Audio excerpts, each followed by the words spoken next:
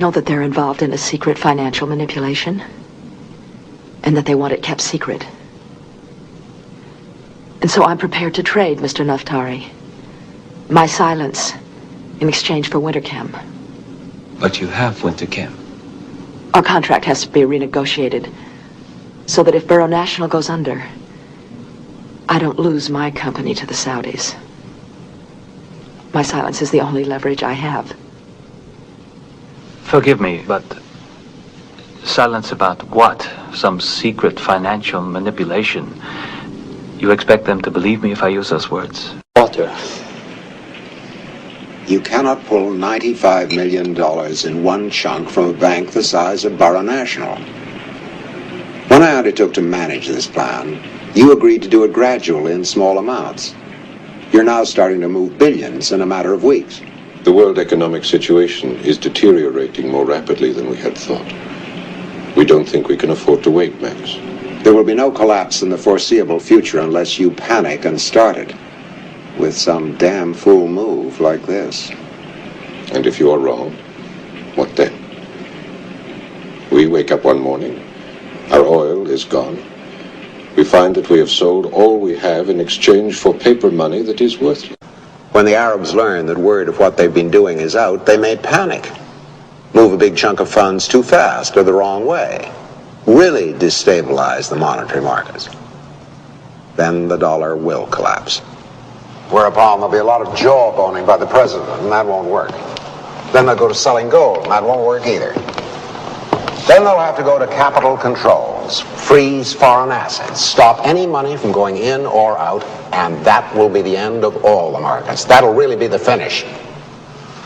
Then you'll see a worldwide depression that'll make the 1930s look like a kindergarten. In 2 months, you'll have bread lines in Detroit, riots in Pittsburgh. In 6 months, you'll see grass right over Rodeo Drive, and Michigan Boulevard, and Fifth Avenue, and I won't have done it, Hub. You will. All because you tried to stop a movement that couldn't be stopped anyway. Listen to me, Hub. Money, capital, has a life of its own. It's a force of nature, like gravity, like the oceans. It flows where it wants to flow. This whole thing with the Arabs and gold is inevitable. We're just going with the tide.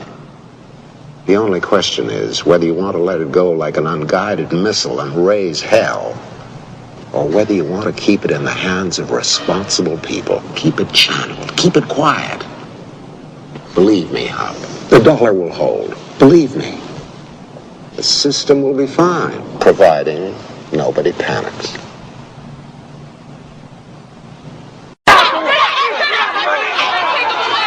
It began 8 days ago when a group of Arab investors withdrew billions of dollars from U.S. banks. That in turn started a chain reaction on the world money markets.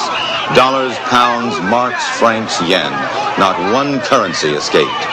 This scene outside a Manhattan bank was duplicated all over the world as people saw their life savings become worthless in a matter of hours.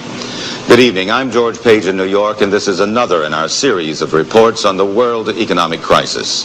The growing paralysis of the industrial world has left millions without jobs, without money, and without hope. Crowds of unemployed poured into Washington yesterday. They stood in silent protest before the nation's leaders. At the same time, more than 1 million people packed St. Peter's Square, where the Pope urged calm and nonviolence. The Pontiff asked for prayers for world leaders, prayers and peace and reason.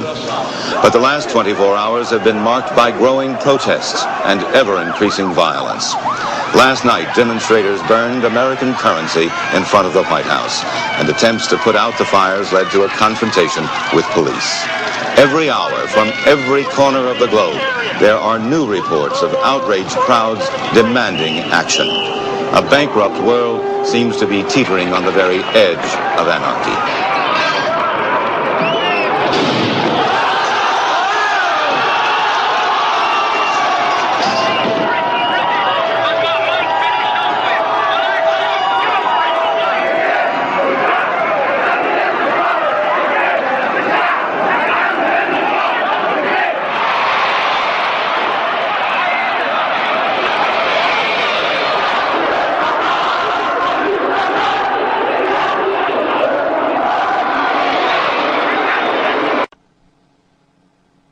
And now for continued coverage from around the world. A statement was issued from the OPEC meeting today that the leading oil-producing nations would resume oil exports as soon as the international monetary markets have stabilized. The panic has spread across political and philosophical boundaries. The USSR and the developed Eastern European communist countries dependent on Western trade and capital have witnessed the same riots that have taken place in the West. The Economic Summit Conference tomorrow will be attended by leaders of the West, the East, and the Third World. Said one, there is a need for a unity of purpose and resolve unequaled since the end of World War II. At this time of crisis, there has been a turning to the past as well as the future.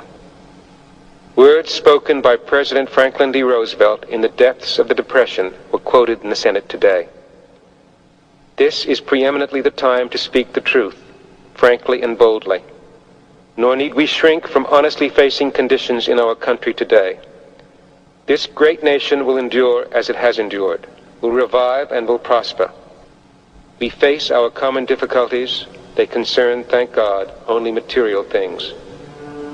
Each age is a dream that is dying, or one that is coming to birth.